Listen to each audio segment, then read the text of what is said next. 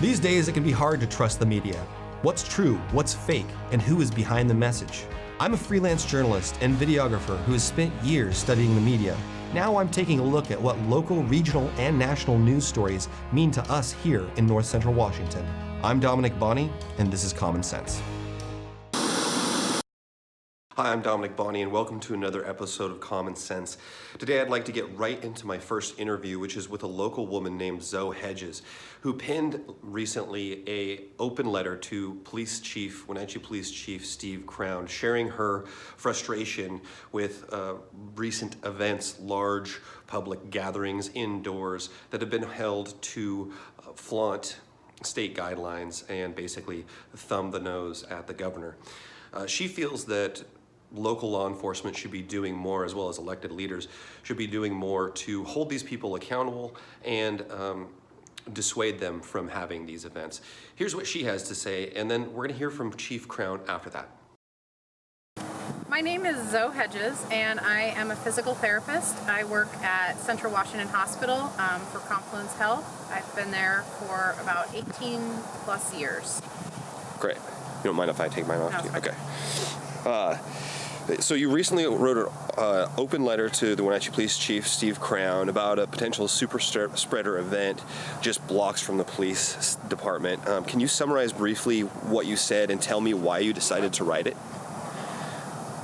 I decided to write the letter basically out of frustration with the two sides that I'm seeing here. We've got our medical professionals and the health department begging people to follow the state guidelines, and then we've got law enforcement saying basically, no, we're not going to follow any of these guidelines. We just feel like if it's a mandate and not a law, we don't feel like we need to be out there being heavy-handed. And so, but I'm frustrated because our numbers keep climbing and people are dying, and there was already a recent super spreader event one county over, and here we are still going, and we've got this dichotomy here in our valley that's hurting people. And I got so frustrated, I thought it's time to say something. I think that public health is public safety, and I feel like that line that they're trying to thread, that needle they're trying to thread, isn't genuine. I do think it's a failure of duty to pick and choose. I mean, of course, there is discretion in law enforcement whether or not to give somebody a speeding ticket, a parking ticket, things like that. There is some discretion, but this is a blanket statement that they've said. We won't enforce any of these health mandates across the board. No exceptions. And so when I reached out, I didn't get a good response. I got a dismissive response. Basically, they wanted to know why I was calling. And I said, well, there's a large indoor gathering, people without masks, breaking the state mandate. And their response was, well, is it loud? And I'm like, would that matter? Like, this is a virus that's killing people and filling up our hospital bed. I feel like that's more important than if it's loud or not. And so the response I got was pretty dismissive. They just said, listen, we've already told you we aren't going to enforce these, and we don't even know why you're bothering to call. Yeah, the state guidelines that you cite in your letter in the Wenatchee World say that the governor's office tell you not to call 911. They say call your local law enforcement agency, which is what you did. Yeah, I used the non-emergent number to call. I didn't call 911. I used the non-emergent Rivercom number to call. Yeah. But yeah, I looked online at what to do and who's in charge for enforcing these mandates. And I'm not an attorney, but what I found was that I was supposed to call local law enforcement, which is what I did. I feel like it sends a message of division. That we're divided along political lines, and that health and safety are divided along political lines. We've got half of our community leaders saying, please, let's do this together. And we've got the other half saying, no, we're not, and it becomes kind of an us versus them. We've got, instead of all of us working together for our community and all of our neighbors, we've become divided along like my personal liberties versus and being told what to do versus what's good for all of us that live and work here. Yeah. Recently, NPR had a piece that came out that linked quote-unquote toxic individualism and pandemic politics to a brain drain or an exodus of healthcare professionals from small towns and rural America. As someone who personally works in healthcare, does that surprise you? No, I felt like that article really spoke. I mean, even though our town is more of a mid-sized town, I do feel that frustration. I have friends that work a little more rural in some of our outlying areas, and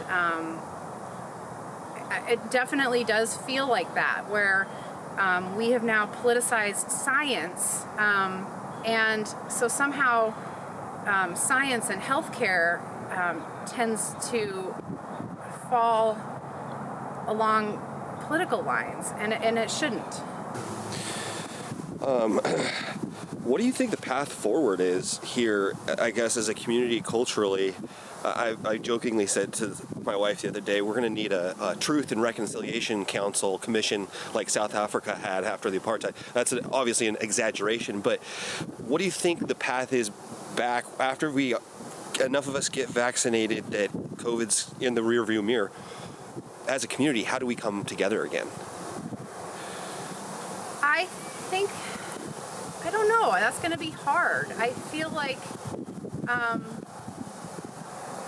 feel like people have stepped up and made their voices heard and been active, and I think we need to put pressure on our leaders that they do need to be looking out for the best interest of the community as a whole, and we need to push them on that. Make our voices heard. Go to city council meetings. Vote. Like I said, just hold their feet to the fire until they come around. Last couple questions is, what do you want our elected officials and public servants to know? And then the second part of that question is, what do you want the general public to know? I want our public service officials, our leaders, to listen to our medical leaders and hear what they're having to say. And I understand from a business standpoint, like business shutdowns, and this is hard on people. But from what I've heard and read and stuff, economists say the only way to get a good economic recovery is to get control of the virus and the pandemic. And so this patchwork of trying to appease, this person's freedom to do this and this business that wants to open, while I do understand, I want businesses to be open too, but we have to do it by getting our numbers down and not by fighting about it and trying to overturn the rules. We just need to all come together.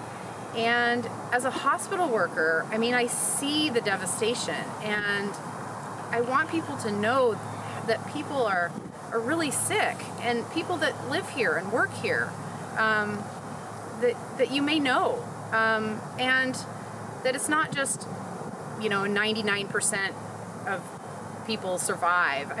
Some of the people who survive are going to have lifelong problems, and we don't even know some of the long-term effects yet because it's still so new. And so I want people to take it more seriously and not just brush it off like, oh, I know somebody who had it and they were fine. Well, that's great, but not everybody is fine. We all have to respect each other here, respect our neighbors, and not just look out for ourselves and what I want to do today, but what we all need to do together to keep this community safe.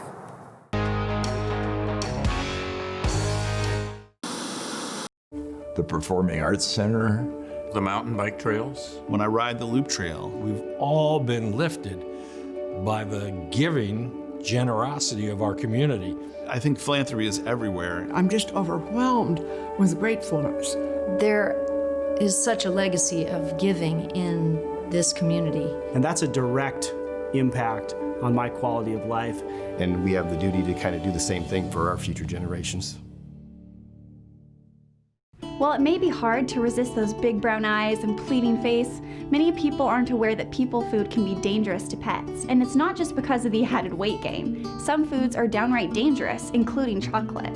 For a detailed list of dangerous foods, go online to pawsandclawsvh.com. If you suspect your pet has eaten something dangerous, please call Dr. Shauna Baez and her staff at 888-PAWS, as your pet's health is important to us.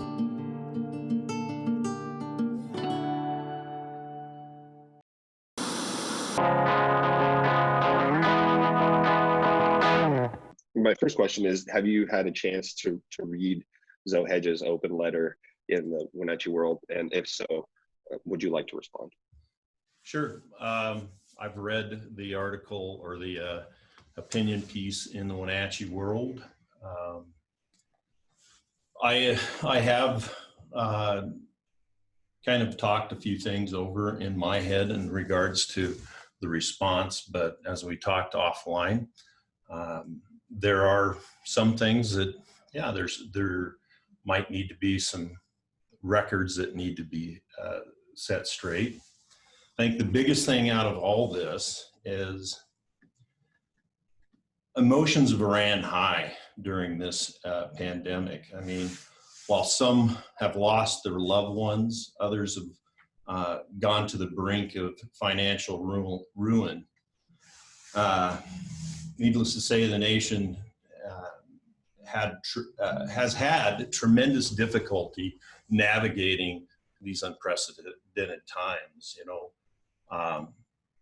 the Wenatchee Police Department's policy throughout all this has been that our local law enforcement supports efforts by the state and local health authorities while staying true to our law and justice mandate, similar to what came out in June of 2020 as a mutual agency statement. That kind of means that we've set our own precautions within our department and our personnel. Every time that we have a COVID positive test, we have protocols in place to make sure that we protect the remainder of our police department. We follow all the protocols about staying 6 feet apart, no close proximity for more than 15 minutes. We wear our proper PPE. And we also have sanitation protocols. By that, we kind of lead or set the example for the community in that respect of what we're supposed to be doing. I really want to say how much I appreciate Dr. Butler and his approach from getting the word out, being positive, and creating those videos that I'm not sure what the distribution looks like for those videos, but they're helpful. That helps keep people thinking about, hey, there's a lot that individuals can do to not make this even worse by spreading the virus around our town. So I also like to thank the healthcare workers that are out there tirelessly doing this job and running our ICUs and the work that they do. But it's also important not to forget law enforcement and their role that they have during all of this. We are still working feverishly to deal with homicides, burglaries, assaults, thefts of every nature, and we do have a full plate. And so with that in mind, our mandate is very clear, and the Wenatchee Police Department does an incredible job every single day of servicing this community in that respect. So those are some of the things that I wanted to contextualize before we really even get into what Zoe Hedges did in her opinion piece. Could you speak to how these guidelines have put you and other law enforcement folks in a tight spot? Sure. Here locally, I can speak to the city of Wenatchee. So Zoe Hedges, in her letter, she talks about a Washington administrative code. Well, administrative codes are developed within policy. They are not law per se. And you always have to have an enabling statute that allows you to file any charges under a very specific WAC, or Washington Administrative Code. Left standing alone sure seems like you've got a smoking gun when you read WAC. There's your authority. Our problem here in the city of Wenatchee is that we have city codes. And if the city code has not adopted a state RCW, then you can't file it with our city attorney. Our city attorney does not have the authority to file state statutes into our court system. That is something that would have to be done through the county prosecutors, for which we do not have a contract with for prosecuting misdemeanors. And I could tell you in a bigger scale as to what kind of bind it's putting us in. As I said before, you're right in the middle of this pandemic with people losing their livelihood, people that have been sick.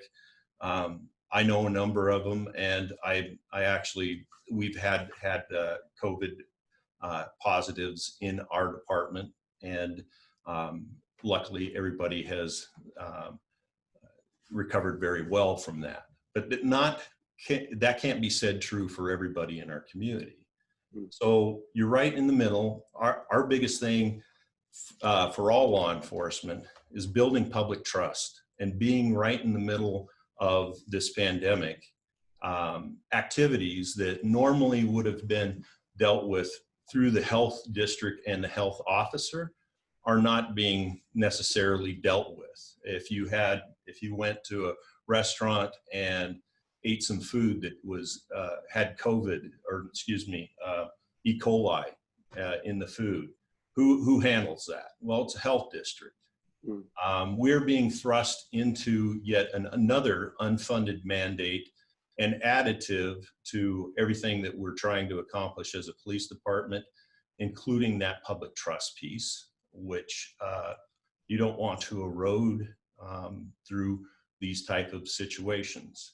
I think that the health officer for Chelan Douglas could have done a little bit more in regards to reaching out to them. I know that leading up to the event, we had conversations with one of the organizers, and we gave them the sternest warnings we possibly can. Don't do it. It's not a good idea. But unfortunately, they did not heed that advice. And so that kind of leads us to where we are today. Yeah. So really the correct agency to file, I mean, if you want to call somebody, it would be the health district. Well, I mean, and let's face it, the governor's protocols are wide reaching. What we were concerned about clear back in June when all agency heads got together was that you're going to have people phoning in, hey, I saw this guy on Wenatchee Avenue not wearing his mask. He's southbound. And that type of stuff is going to absolutely overrun our system. Now, at the other end of the spectrum is those events that get planned that are supposed to go through the health district to get approval. Those that do not follow that process, well, we're there. We're there to help the health district, but we certainly don't lead that charge. As Zoe puts in her paper, I honestly think that she doesn't have the full scope of authority that we just talked about. You know, I still do not think, from a policy standpoint, that police departments should be out ahead of this charge. I would challenge anybody to find a location in our state or even our nation that is taking that stance. They work closely with the health district to hopefully get voluntary compliance from individuals so that you don't have to use police action to resolve the situation. And in this situation, quite frankly, if it was a redo, that should happen. Okay, well, I see. So maybe what's a message that you'd like to send to folks who are planning or having these large public gatherings, in part to flaunt state guidelines? I mean, we spoke a little bit about how it's putting you, these guidelines put you in a tough spot, but it's actually also individuals' decisions within our community that further put, I think, you guys in a tough position. Yeah. I mean, on a very high level, I think that our founding fathers of this country didn't anticipate anything like this, and they didn't anticipate placing that burden on police to police individuals to that extent. We've seen where that doesn't work very well in other countries. Totalitarian governments, authoritarian governments have a tendency to lose the faith from their communities, their nations, when that happens. So my message is very clear. Please don't do it. Please don't do it. It's putting us in a very bad position.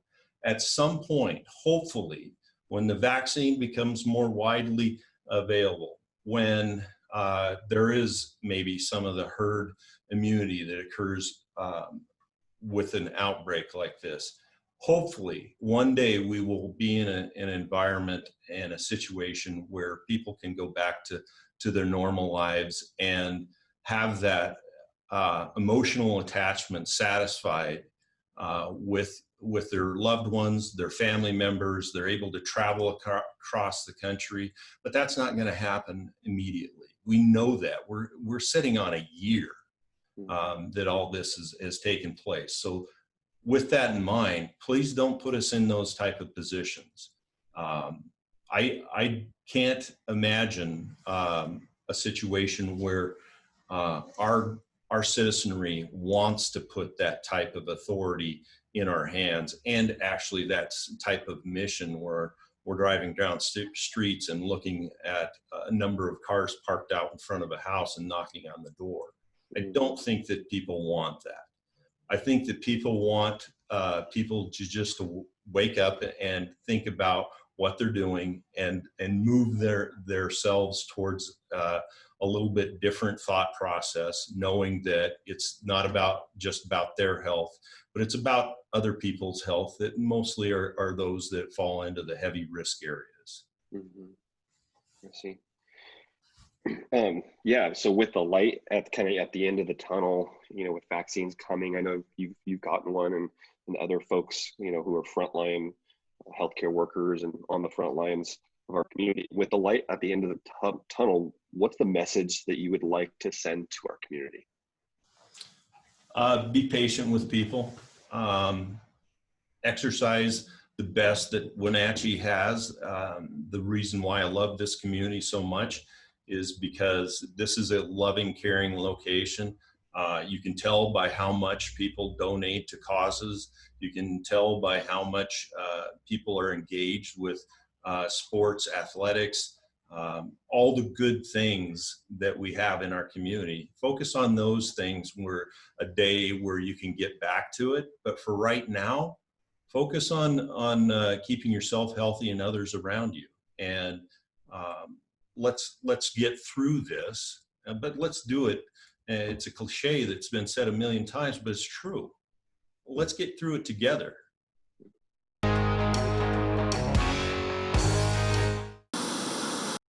You love to help others. You need a solid career. You can have it all with help from Charter College. Our 10-month medical assistant program prepares you to work in healthcare settings like physician offices, rehab centers, and clinics.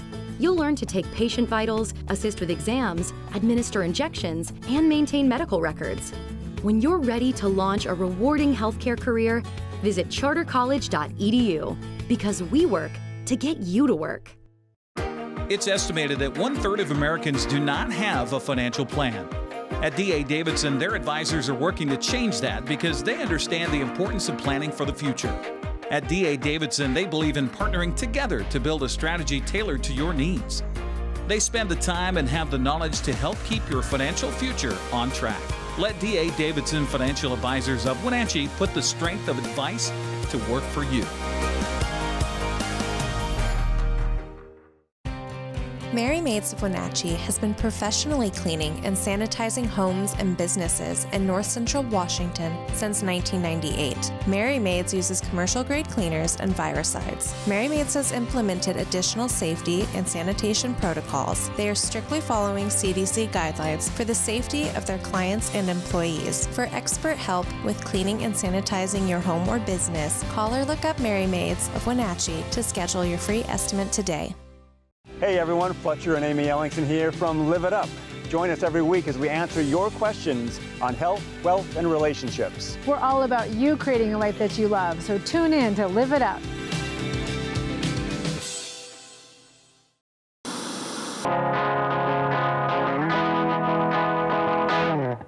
I read something recently that really resonated with me, and it went, "You were never told to surrender your civil liberties.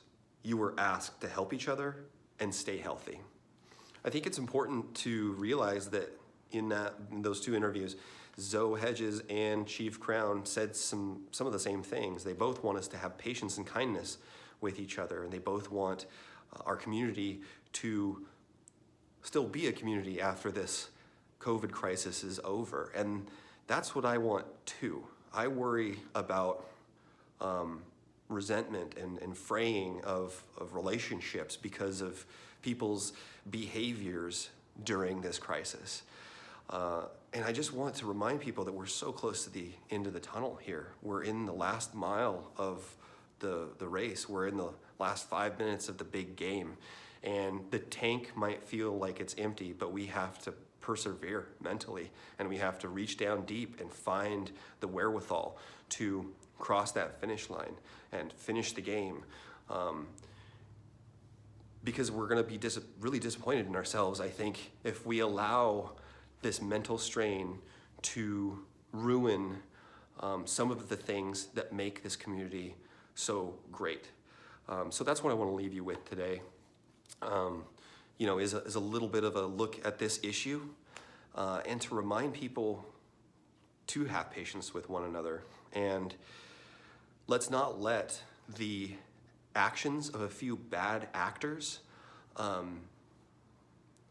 make us think ill of a whole section of our community. These sorts of things that people are doing, it's an extreme minority. It's a handful of people. And I just think about that quote by Eleanor Roosevelt, you know, nobody can make you feel inferior without your consent. I think it's a similar situation here. Nobody can make you hate your neighbor without your consent. And there might be a few people who are trying to thumb their nose at the governor and color outside the lines, and they like the attention for it. But they're not representative of an entire section of this community. They, like I said, are an extreme minority. So let's focus on what brings us together and focus what makes us such a vibrant community, and ignore, as much as possible, ignore those who are just doing the wrong thing because they want the attention. So that's what I have for you today. I hope that this episode was illuminating, and I'll see you next time on Common Sense.